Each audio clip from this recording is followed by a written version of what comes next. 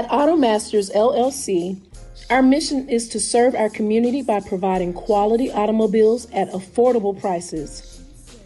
All of our vehicles are inspected and certified to offer you the confidence in knowing you have a quality vehicle. Our goal is to provide you with a seamless process and positive experience for your automobile purchase. Financing recommendations and specific vehicle inquiries are available at your request. You can find us at www.automasters06.com and follow us on Facebook and Instagram. Also, please feel free to contact Terrence Miles at 601-927-7794. And oh yeah, tell him Sonia sent you. Greetings, Santhus. My name is Roland Austin, and I'm one of the directors at the 1876 Athletic Foundation. The 1876 Athletic Foundation was formed to promote the success of all 343 student athletes. Our overall goal is to fund scholarships for all of our student athletes. We ask that you help us in achieving this goal by donating to the 1876 Athletic Foundation via the QR code below or 1876.foundation. Your generous donation will help us continue to assist the needs of all of our Panther athletes. Thanks, and go Panthers.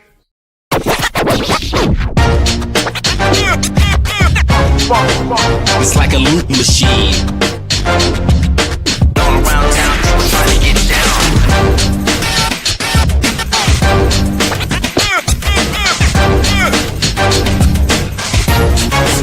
It's like a loot machine.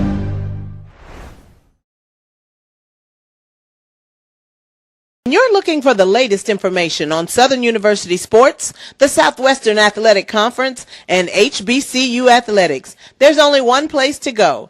Tune in to the Carlos Brown Show, exclusively on the Black College Sports Network. It's never too early to plant the seed, to share the tradition, and instill a sense of pride in your HBCU with your little ones. HBCU Pride and Joy Children's Boutique helps you share your school spirit with a wide selection of adorable kids apparel and accessories officially licensed from your favorite HBCU. Visit hbcupridejoy.com and follow us on all social media at HBCU Pride Joy on Facebook and Twitter. Hey y'all, it's your girl Sonia from She Say Sports. Make sure to check us out every Friday morning at 9 a.m. on Black College Sports Network, YouTube, and Linktree. And please don't forget to subscribe to our YouTube page. Planning an event? From weddings to corporate functions, CMJ Events LLC brings over 15 years of experience to make your vision a reality. Based in Metro Atlanta and serving statewide, even internationally, we provide versatile event planning and authentic catering cuisines tailored to your needs. Whether it's pre-game meals for student athletes, fundraisers, weddings, corporate functions, CMJ Events LLC is your one-stop solution for exceptional service and unforgettable food. Our diverse culinary heritage means we cater to all cultural tastes, dietary needs, and food restrictions, making every meal uniquely yours. Let's make your next event unforgettable. Visit us on all social media at CMJ Events LLC or email us at cmjeventsllc@gmail.com. Also give us a call at 404-664-3882 so that we can start planning now.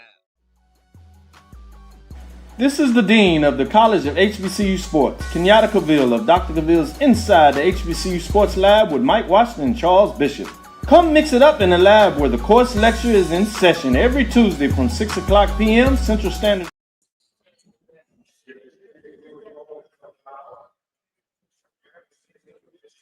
Howard in trouble. Down at 11 with 6. Who they down to? Morgan State. Hey, mine just went out. I know. I turned it down because we're out. Oh. The audio would have been going out. Okay. Oh. Glad I didn't say nothing too crazy. Thanks. Oops.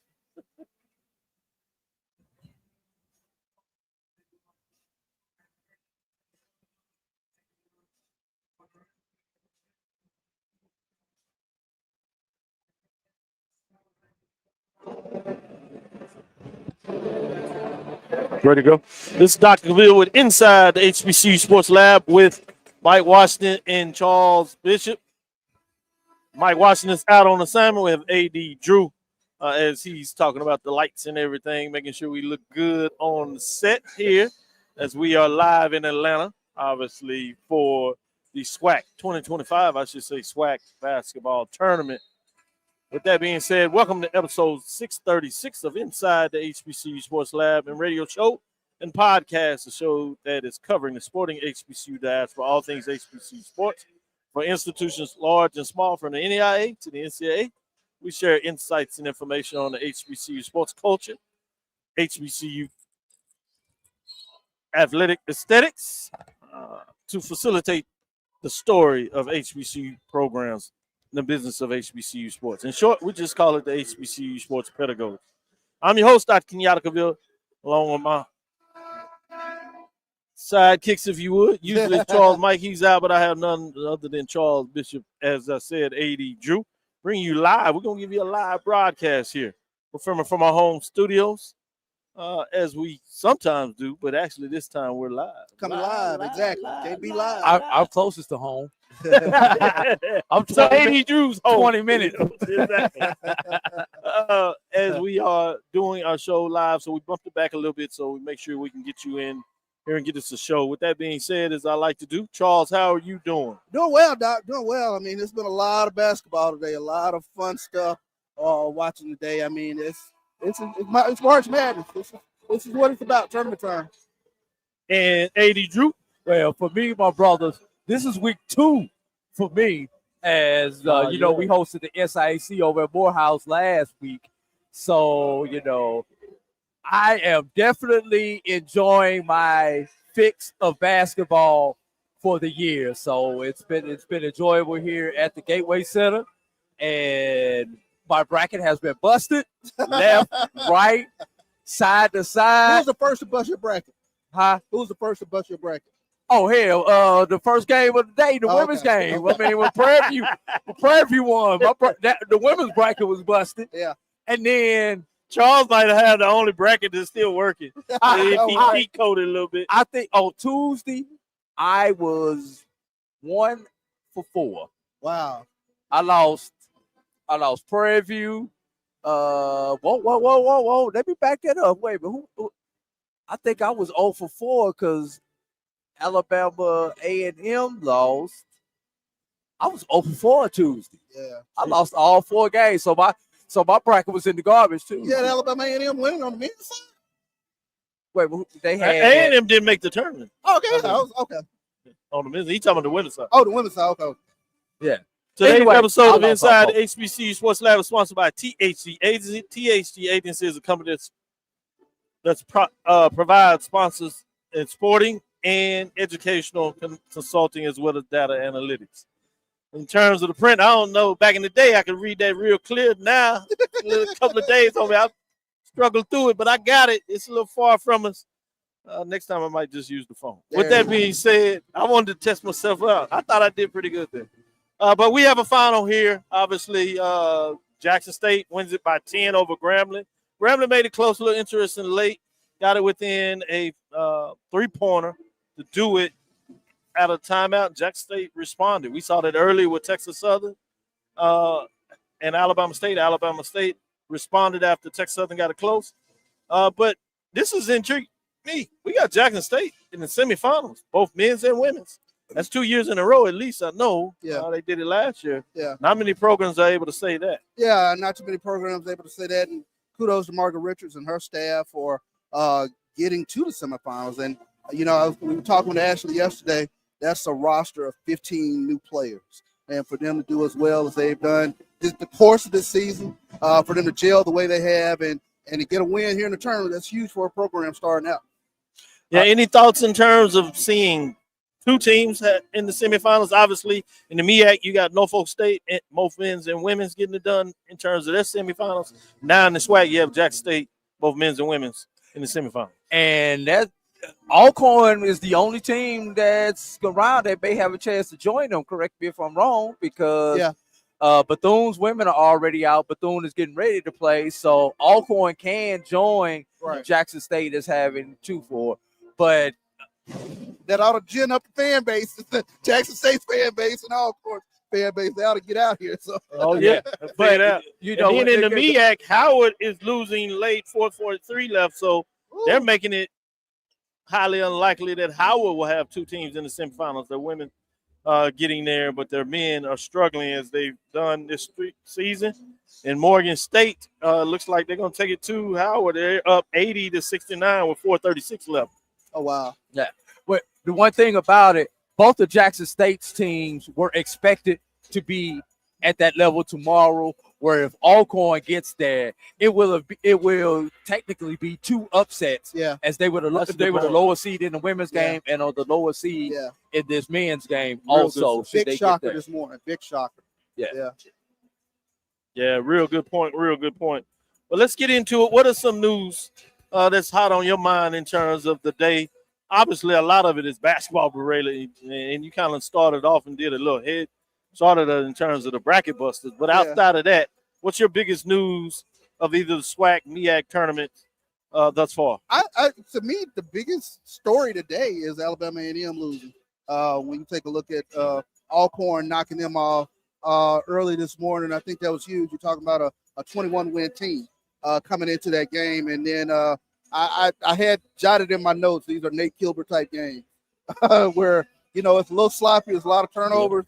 And what stood out for me is they just stayed within range. They stayed within range. Perfect way to put it. And then all of a sudden, you know, that momentum shift down the end, and Alcorn was able to pull it out. But Destiny Brown, another huge game.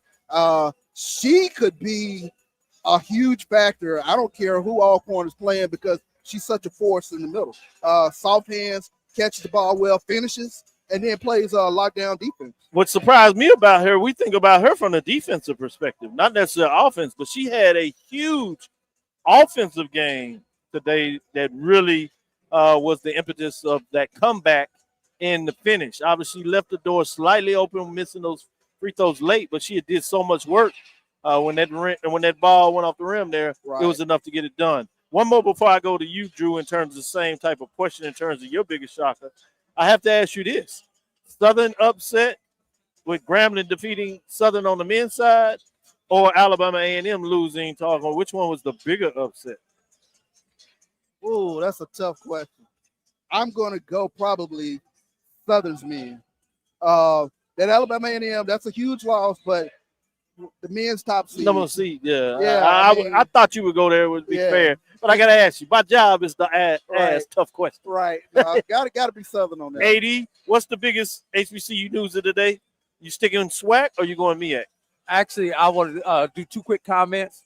Number one thing we need to keep an eye on at the end of the game during the celebration post game. Destiny Brown was down on the floor with an injury. Looked like maybe she rolled her ankle or some type of lower body injury. Oh, it wasn't Destiny Brown. That was not Destiny. No, that was another player. That was not Destiny Brown. Okay, it looked like Destiny Brown. Chisholm, yes. Okay, but even still, this time of the year, one of your frontline players. Because Chisholm had a big defensive stand late in the game too. You know, considering you're going to have 24 hours or less of recovery, is huge this time of the year. Although we broke this here earlier today on the BCSN Game Time, the Welcome Home HBCU Welcome Home Tour tournament, the HBCU alumni tournament that athletic director Stan Cromartie announced is going to go on in Orlando over the Memorial Day weekend. You got to go back and watch the show, Charles. You're looking at me crazy. Like, I'm listening. I'm listening. I'm listening. I'm like, that was news to me. Okay. Yeah. But so go back and watch the previous edition of the BCSN Game Time show to get all the details. But I'm going to go off the beaten path, as you know I do, Dr. Cavil.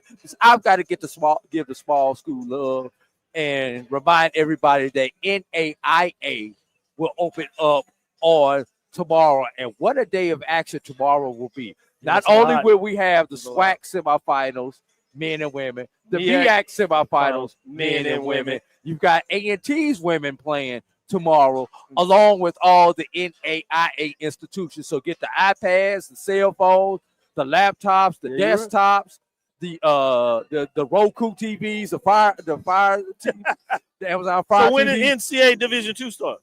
Oh, and D2 starts. Oh, God. Also. Yeah.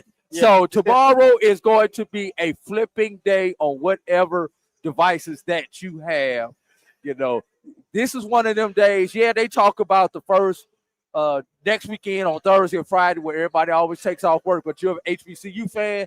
I think you want to get that other day in tomorrow to catch you some good HBCU action all over the place all day long. Good stuff. Let's take our first break. We'll come back on the other side, get back into it. Might have some discussion on the poll ranking since you didn't get to give me that, your thoughts. So I'll share that with you as we see Roy getting a little cool in here, because it is a little cool. He's found his way to hustle up on a SWAC hoodie, if you would. And it looks nice. It looks nice. He wears it well. So shout out to him with that. Well, we're going to go our first break and come back on the other side.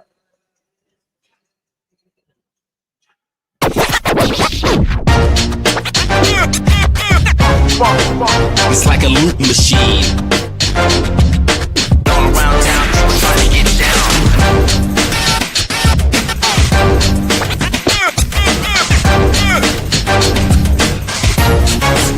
It's like a loot machine.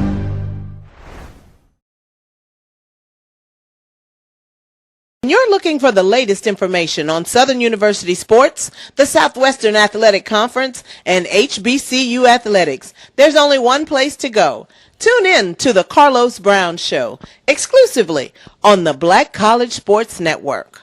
It's never too early to plant the seed, to share the tradition, and instill a sense of pride in your HBCU with your little ones. HBCU Pride and Joy Children's Boutique helps you share your school spirit with a wide selection of adorable kids apparel and accessories officially licensed from your favorite HBCU. Visit hbcupridejoy.com and follow us on all social media at HBCU Pride Joy on Facebook and Twitter. Hey y'all, it's your girl Sonia from She Say Sports. Make sure to check us out every Friday morning at 9 a.m. on Black College Sports Network, YouTube, and Linktree. And please don't forget to subscribe to our YouTube page. Compress the analytic data with your hip hop. If you know them like I know them, they gon' tell you if your team, if they want to lose, and who the ball. So listen to Professor, yes sir, and pay attention, cause he gon' teach a lesson. This is Dr. Cavil inside the HBCU Sports Lab with AD and Charles. Charles went in there to do maybe a quick interview update as he's talking about, so he'll be able to give you maybe some quotes as he gets back into it. I wanted to make sure you can keep you up to date and inside, but we want to talk a little bit about the poll rankings.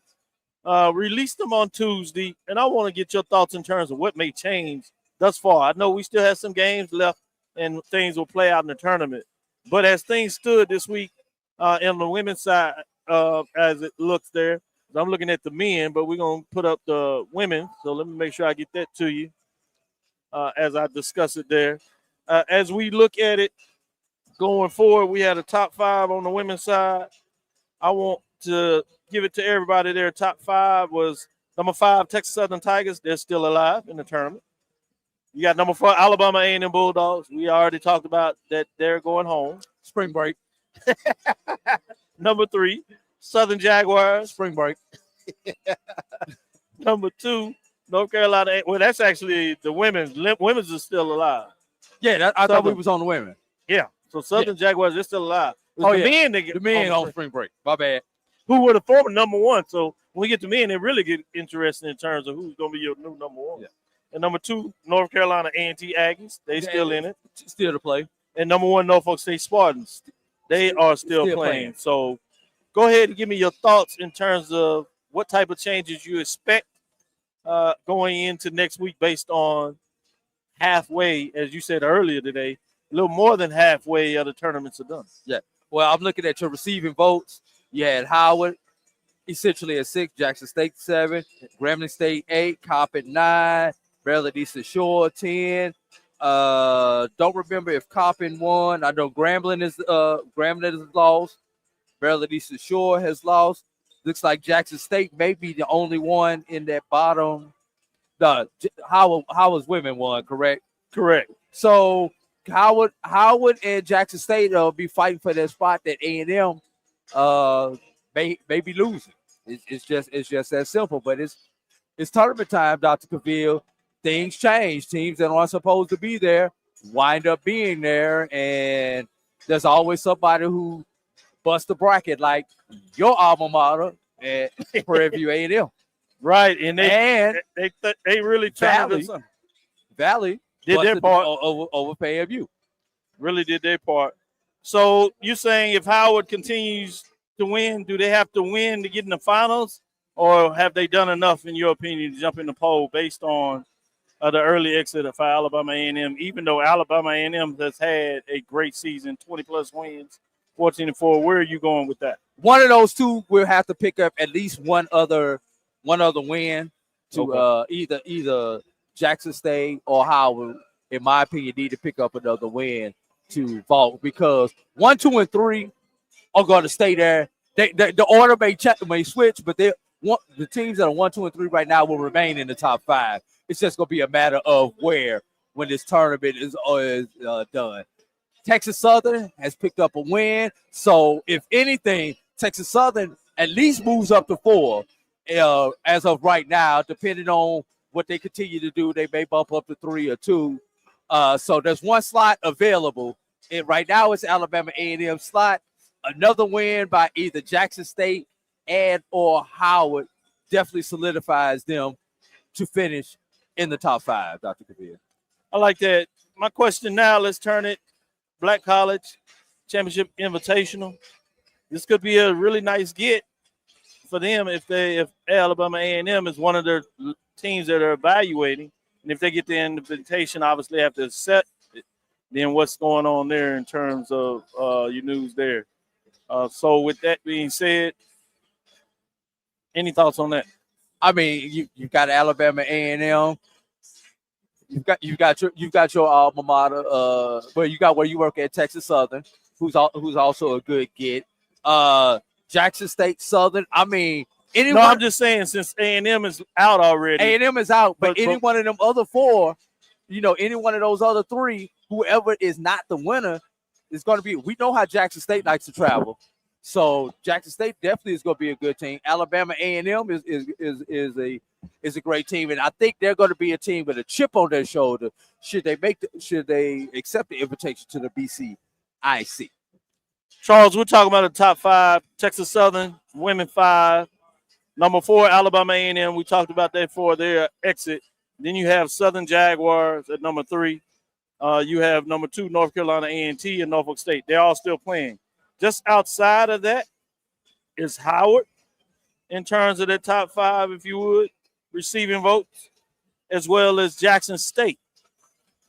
I know it's still early. You might want to see a little work. Yeah. Any of those teams you see jumping up and replacing Alabama A&M, have they done enough this far, or do you need to see Howard, Alabama A&M win one more before you would bump them out? I probably would need to see. No, actually, I think Texas Southern or Jackson State can jump up and bump.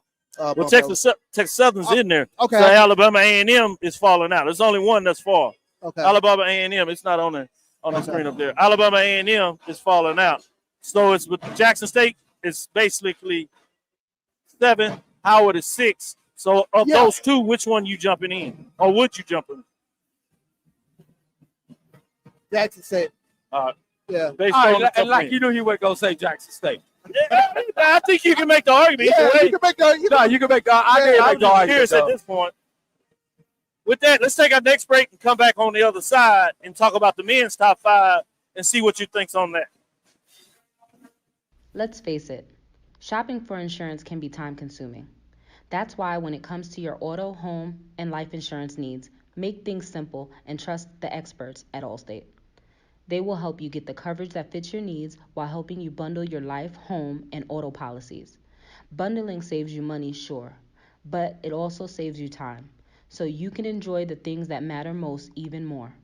Contact me, Tammy Haynes, your local agent, for a free personalized insurance quote. Allstate, are you in good hands? There's a shot. It could be. Right field. Grand slam. What a shot. That's how you get hot, young fella.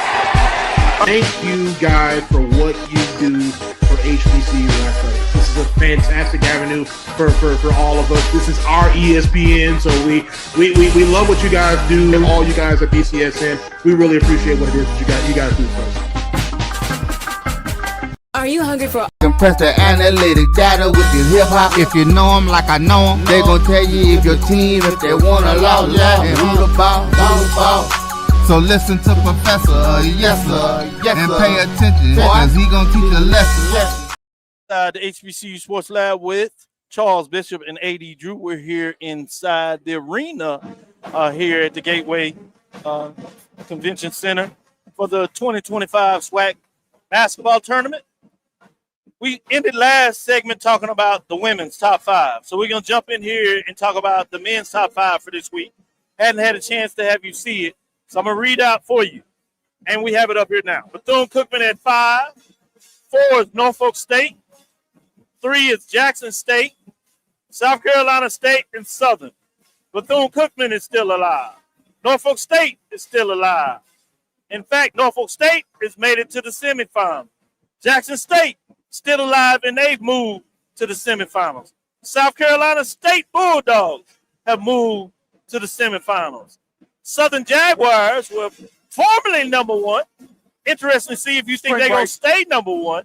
Do they fall? How far did they fall? And let's start it there. Let me give you those outside. Texas Southern is outside, but they lost today. Alabama State Hornets, they're outside at number 7. They won today. In fact, they beat Texas Southern, so they made their case. Alcorn is right behind them, and they play tonight against Bethune-Cookman, which we said is at number 5. So it can get real interesting this week. But what we know so far, I'm going to start with you, Charles.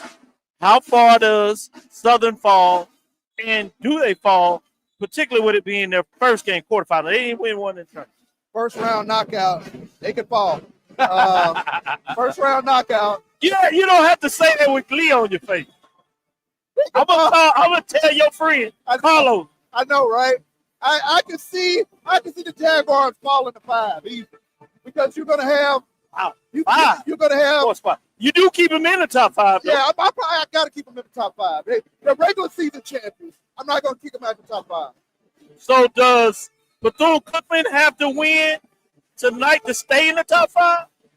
It would help. Yes, it would. But the interesting thing is, Alcorn sitting just outside. If Alcorn wins, it's going to catapult them into the top 5. Right, when they fall out. Yeah. And you still might drop Southern behind Alcorn. Yeah. Right, depending on what. I got to go to you. You heard what Charles said in his framework. Does Southern fall? If they fall, how far do you have a fall? Well, I'll start off with this. Right now, as of today, next week, I'll put the MEAC winner as the number 1 team in the poll with Southern lose. So I said, he said MEAC winner. I can see that winner. I put the MEAC winner as the number 1 team, especially if it's South Carolina State or Norfolk. They still got a little play, but I like that. If it is South Norfolk, I think that's very fair. Right. In that. And with the SWAC winner, probably. And if either one of those teams are the one winning, I can see that very good. Right. All right. But right now, like I say, just and so how far do you have Southern falling? That's the big question. Baby, everybody knows they fall, but how far? Definitely, if we have a Norfolk South Carolina State final, they are definitely number 4, because you cannot put them ahead of whoever the eventual SWAC champion is. That's right. So at minimum, I have them. At maximum, I have them at 4. Maybe 5, depending on who the second SWAC semifinal, the SWAC finalist is. So that's just right now. We still 2 days out. We got data. We got 5 teams alive still in the SWAC. So, if Bethune wins, Southern falls behind Bethune no matter what. If Alcorn wins, Southern has a chance to stay ahead of Alcorn. Should Alcorn lose tomorrow? Charles, I was going to ask you, do you agree with all that? Well, you were shaking your head at first, then you kind of paused. I want to know. Where are you going? My mind was racing. Like, well, well, wait a second. Southern becomes a great candidate for the BCIC, right? Yeah. Oh, that's a huge. Yeah. Huge. You know, that was my follow-up question. If you can get Southern, yeah, absolutely. In terms of that, and it's good for Southern to still play for something and make a statement.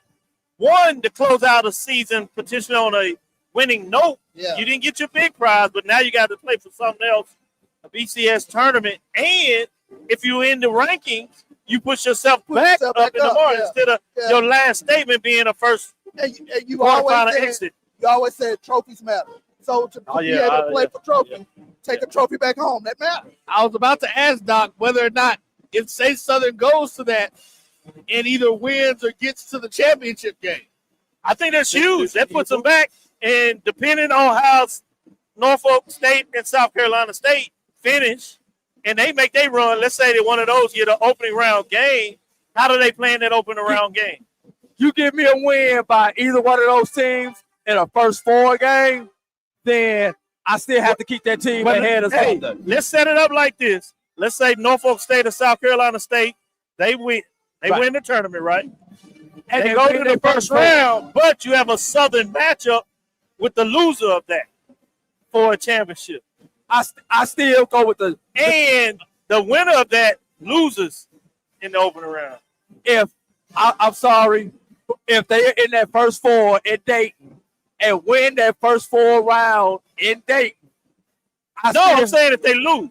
I agree with you. If they win, it's kind of automatic. Right. But if it doesn't matter with the other folks. But now if they lose, I think it opens it back up. And you got the caveat. Let's say it is Southern that goes. Let's say it's Norfolk or South Carolina State that goes. And they clash off in a final game. So you got one of the teams, you got both the teams that won or got a share of a regular season championship. The MEAC teams played for a tournament championship. They lost, and then they went. They lost, so they go right. And so you see what I'm saying? I got your answer. In the BCIC, if you have 2 conferences playing for two people from the same conference, 2 SWAC teams or 2 MEAC teams playing for the BCIC championship, then I'm probably going to lean towards that team ultimately being my champion. It could get interesting. Charles, I got to ask you before we take this next break and then do our last segment to close out things in terms of your prediction of this game and how it looks. We'll do that as we close. But with that being said, I asked you that question. Same one. Norfolk, South Carolina State play for a championship. One of those teams loses. The other team goes to the Black College Invitational Championship. They win the first round game. They get to a final. They're playing Southern for a final. You know, we're just matching up. It's all thought process. However, the team that won the MEAC championship loses in the opening round. What is your argument for a championship? I have to go with the team that gets to the opening round and loses. For now. That's not. You got to watch the games and how it plays. It might change. Yeah. I love it. Put a caveat. Let's go to our next break. We'll come back to the other side to have an abbreviated show because we do have to be off the air before things. But we wanted to give you some updates, and give you some fun talk, some fun dialogue of why these things become important. It's not just how teams play, how coaches are doing their stuff. What does it look like in terms of champions, top 5 finishes? As you said, trophies matter. What does that look like at every level? I think this is where it gets really fun. We'll take our next break and come back on the other side. At AutoMasters LLC, our mission is to serve our community by providing quality automobiles at affordable prices. All of our vehicles are inspected and certified to offer you the confidence in knowing you have a quality vehicle. Our goal is to provide you with a seamless process and positive experience for your automobile purchase. Financing recommendations and specific vehicle inquiries are available at your request. You can find us at www.automasters06.com and follow us on Facebook and Instagram. Also, please feel free to contact Terrence Miles at 601-927-7794. And tell him Sonia sent you. compress the analytic data with your hip hop. If you know them like I know them, they gon' tell you if your team, if they wanna lose, and who the ball. So listen to Professor, yes sir, and pay attention, cause he gon' teach a lesson. Inside the HBCU sports, boy, what goes down in the breaks must stay in the breaks. What goes down in Atlanta stays in Atlanta. Yes. With that being said, we hard like we from the streets. We no tell. Right, exactly.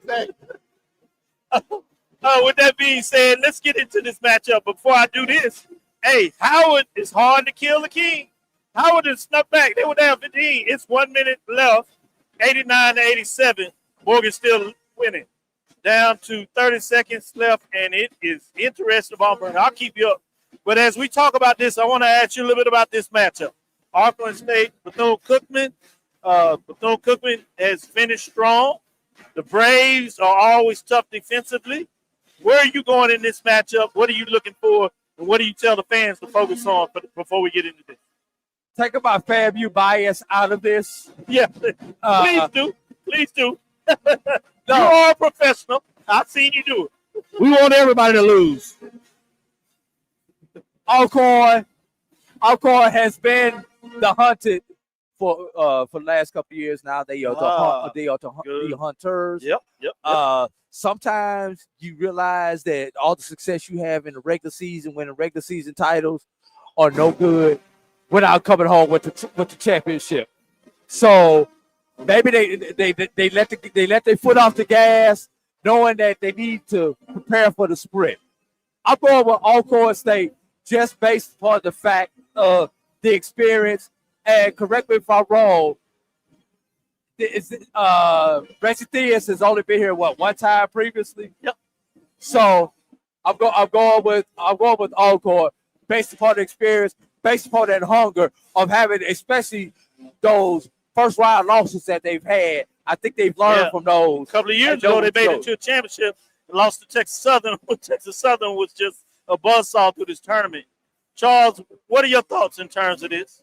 That being said, you're right. Alcorn, tough out, play tremendous defense. But I got to go with Reggie Theus. I got to go with Bethune-Cookman. I think Trey Thomas is the guy one of the guys that I said in this tournament you got to pay attention to. He's one of those guys, once he sees a couple of jumpers fall, he's just like Deshaun Ruffin. They become real difficult combo guards because they get in the lane. They create a lot of havoc, and they create the more they're able to get in the lane and kick it out. That's what Bethune-Cookman gets really, really dangerous.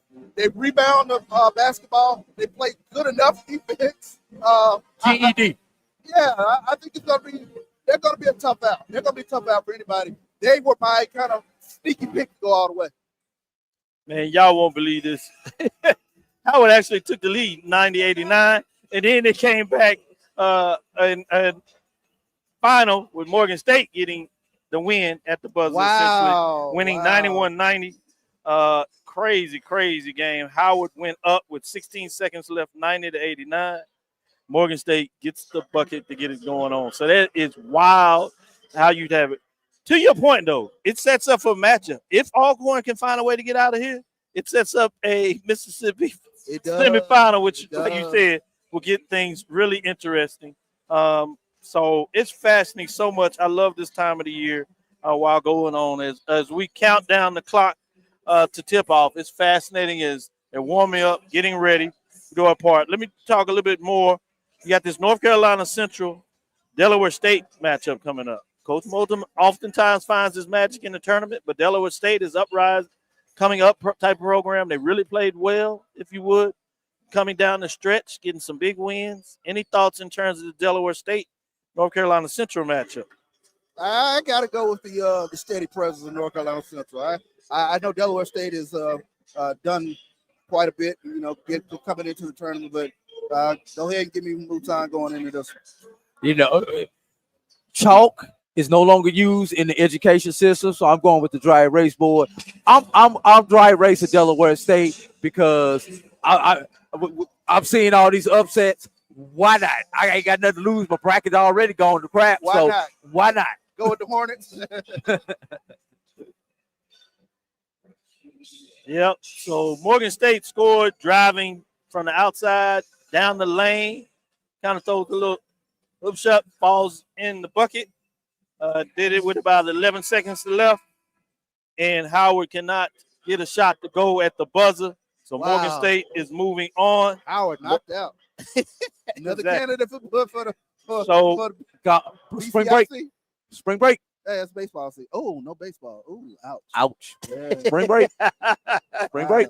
That y'all all right. That's all right. Spring break. Last thing is you do have the women's final matchup now in the SWAC. So I want to ask you in terms of what are your thoughts of those two matchups as we close it up here. Friday, you have Alcorn at Texas versus Texas Southern.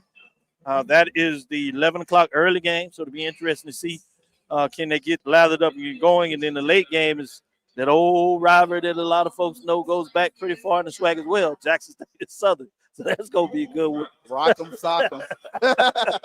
So I'll let you give me your thoughts on those two matchups, semifinal-wise. Oh, yeah, I think Jackson State Southern, that's going to be a fun one. Both teams, to me, are really similar. Ken Dilworth get up and going in that game, and that's net. I think that was the star player that nobody saw really taking over this game for Jackson State getting into the semis. But the early game, that's going to be a good one. Can Texas Southern control Destiny Brown? I think that's going to be huge. But I got Texas Southern to win that one. Your thoughts on that? I'm going Oppo on that, Charles, especially if the same Destiny Brown who showed up today shows up tomorrow. Yeah. And then along with Texas Southern started to become a victim of attrition down there. You might be able to sneak through that opening round game. Yeah. You know, those injuries are going to start plaguing on. And even should Texas Southern come out of it, there's no way that I'm picking them over anybody coming out that Southern Jackson State game. Yeah. Give me your thoughts on this Morgan State, Norfolk State semifinals tomorrow, the first early game in the MEAC. Morgan State, Norfolk State. That's on the women's side? That's the men. I'm sorry. All right. Norfolk State. Ditto. I'm surprised that y'all think Norfolk State, because to me, Norfolk State hasn't been their same team. I know generally you're right, but maybe it's, to your point, it's tournament time and Norfolk gets right. Flip the switch. and Morgan will Morgan. Any thoughts on either a North Carolina Central, South Carolina State game in terms of what will go down in that matchup? Or give me the hot team. I got to go with South Carolina State. Regardless of who comes out of this game tonight, you going with South Carolina State. I tend to agree with my colleague over here. It's something that's about the tournament. Your first time going deep, though, it makes me a little nervous in the tournament, even though you're the better team, particularly if it's North Carolina Central, I should say. Maybe not so much if it's Delaware State, because they hadn't had the same experience, even though Delaware made that run last year. Two things. Number one, this is not your daddy's North Carolina Central team anymore. And number two, that's true. Sometimes you so young and excuse the expression, you're too dumb to realize you're not supposed to be here. So you just keep doing what you're doing. Yeah, I mean that's not dumb at all. It's where you think about in terms of what you look at. They're about to call the teams out. So any final thoughts from you, Drew? Hey, just make sure you have your chargers and your external chargers and all your cords and everything. Be watching all these games tomorrow, because you're probably going to get about 14 hours of action tomorrow. Yeah, somewhere. That's crazy. And that's before you go back and replay something. Any final thoughts from you? Yeah, I mean, great action today. A lot of upsets. It's always a fun tournament when you get some upsets going. Yeah, he loved those upsets. You and Brian talking about chaos. I wasn't sure if he was happy about the chaos the other day, though. But anyway, I know, right? Thank you for listening to Inside the HBCU Sports Lab. Make sure you share our podcast with your friends and colleagues. We look forward to next week as we discuss the latest news in the lab, and that'll be essentially who won the tournament, what do the poll changes. Y'all gave us some early indications of where you're going. We'll see if that plays out that way. With that being said, thank you for listening to Dr. Cavill's Inside the HBCU Sports Lab. Make sure you share our podcast with your friends and colleagues. I am Dr. Kenyatta Cavil, the Dean of HBCU Sports, with Inside the Lab in the College of HBCU Sports with Mike Washington, Charles Bishop, A.D. Drew, cast the other characters, Brian Fulford, Roy in the background, mixing it up and making sure we get a chance to give you updates through those games. So make sure you continue to tune in. We'll thank you as we'll go down the stretch tomorrow, setting you up with the semifinals. We'll be in there and give you some post-game actions, but we won't bring back anything. This is our last of the day, live stream today. So appreciate being able to bring the lab to you. But we will give you that. Make sure you check out the game as things are fast and furious. Again, we want to thank you for listening to Dr. Bill's Inside the HBCU Sports Lab with Mike Watts, Charles Bishop, every Tuesday and Thursday at 6 o'clock Central Standard Time. We look forward to next week as we discuss the latest news in the lab. Follow me, Dr. Kenyatta Cavil. That's DrKenyattacavil. That's on Facebook and Instagram. Inside the HBCU Sports Lab on YouTube and Facebook. Dream big. Continue to move forward. We will talk with you soon. Charles. Of course. AD. Lecture. You out with the professors. Dismiss.